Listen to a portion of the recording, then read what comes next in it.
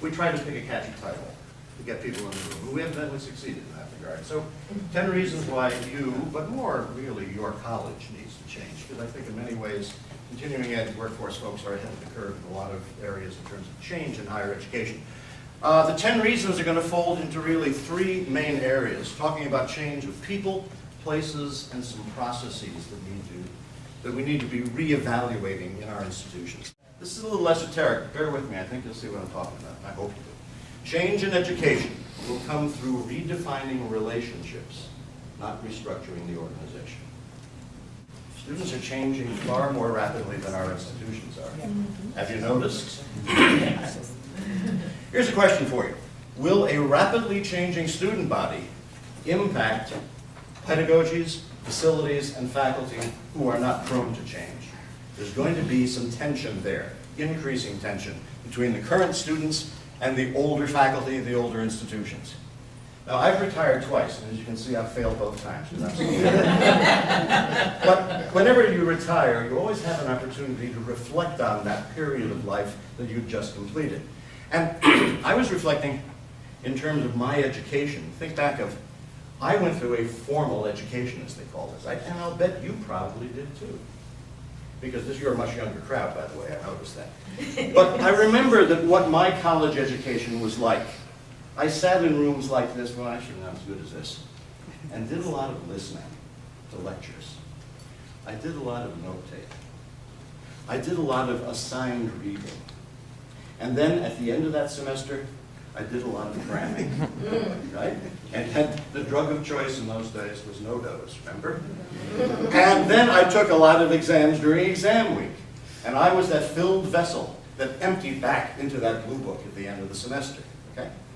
Anything you read today about the current generation of young students going into college, they're not looking for that at all. They don't want that. They want things like collaboration, peer interaction. They want mentoring, not lecturing. They want coaching. They want time to reflect on what they've learned. And they want to, as the speaker said yesterday, apply what they've learned. Very different what we went through and what we are asking students to go through today, and they don't want what we're offering them.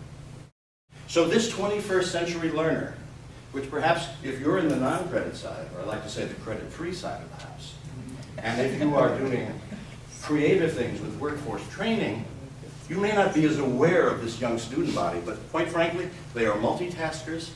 They want that learning not just in the one plain vanilla way that we've been giving it to them for generations. They are technologically astute. In fact, they're probably more technologically astute than the people who are teaching them, truth be told. And as a result of this incredible burst of information on the internet, they don't necessarily have or want access to a brick and mortar campus because it comes to them now. They will use a search engine rather than go to a library, and they want experiential learning and customizable technology.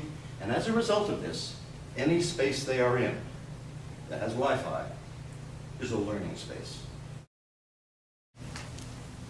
Because what those students that we talked about earlier, what they want in a relationship with their faculty is someone who knows the stuff, who's got the chops, who has the subject content proficiency, who can certify the competency of that student when they've gone through the training, who is a partner in the learning process rather than the dictator in the learning process, one who's a knowledge navigator with them, and who validates the progress of that student on that learning journey, and someone who can give them skills so they can go out in the real world and get a job and do well. That's what these students are looking for in these teachers. And last but not least, they want accessibility to that faculty member, and I don't mean all those numbers. You know, they want them. They want them to be there when they need them. Because the faculty have to turn around and say, all right, if I'm going to be an effective teacher, I have to relate to this new student in a certain way. The student who prefers self-directed initiatives, student who is able to do primary source research on the internet, who can display an assertive learning style, perhaps more assertive than the faculty would like, who has selective loyalty to colleges because if one college is not giving them what they want, they'll go online and get it somewhere else. That didn't used to be the case. The student who wants to select their own career and design what their own career is. As one futurist said, in the lifetime of these kids, they'll probably have 5 to 7 careers, not jobs, careers. And 1 or two of them don't exist yet, right? But these students want to be able to have a say. And, God forbid, the student sees him or herself as a customer. Now, I know that in some circles, particularly in faculty circles, you go in and say the students are your customers. It's like somewhere an angel has died. But it's the truth. You go in, you pay money, you pay tuition for a service, whether you like it or not. That person is a customer. Get over it. Here are the conversations that I think faculty should be having, particularly the younger ones. What we need to become are researchers, co-researchers with students who synthesize the information, provide mentoring, evaluate student progress, and help them navigate this vast world of information that's out there. More recently, the University of Wisconsin-Madison has an e-business institute. They've developed a system whereby they can videotape the lectures and provide them in streaming video to all the majors. Okay? So they did a survey. They surveyed 29,000 students throughout the University of Wisconsin system. Okay? And if you send out a survey, you get what, 2%, 3% return, you're doing good. They got 25%, okay, of 29,000 students. So, and here's what the responses were. 82% wanted an alternative to showing up at the time and place that this class was offered. 93% said they'd do it because they wanted to catch up, sure. 79% for personal convenience, and almost 70% would pay extra above tuition for the opportunity of not going to that class when the college told them to. So what we're going through right now, looking at these 10 reasons why it changed, there are a number of paradigm shifts that are occurring. For example, we are moving from a provider-driven environment in education. When the faculty decided what was taught, the college decided how much of it would be taught, and the state decided how much it was going to give the college who could give these courses. The people we should be listening to in the future are the students, these new students, the employers, you're aware of that, the lifelong learners, that huge market of adults. We're moving from a loyalty where you had allegiance to one college to the fact that there are now multiple education providers that are accessible. We are moving from a campus-based environment where the student goes to a place to learn to a place where the local provider is now one of many options.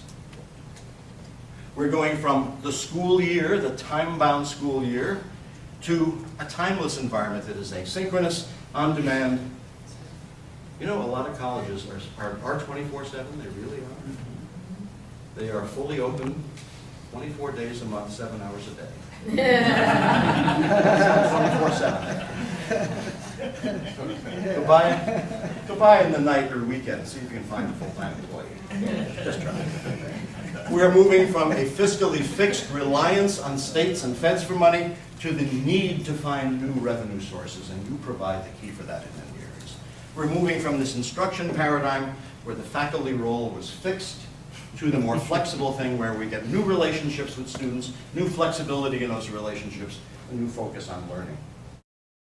Here are the challenges that I see. By the way, we will tell you how to access this presentation if you want.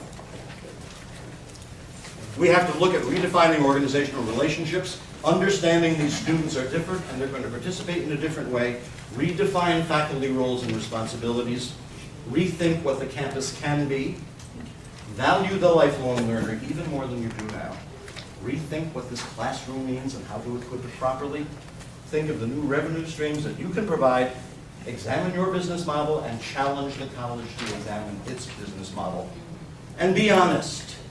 Change, like shit, happens. It's not going to go away, so you might as well embrace it and lead with it. And use this online learning as the triggering opportunity. Education to Go is one of many companies that provide it. I encourage you to visit them. I want to thank Jerry for underwriting this project. If you want an electronic version of the paper, you go to the NCCD website, the resources drop-down menu, go to publications, click on publications, you can download it.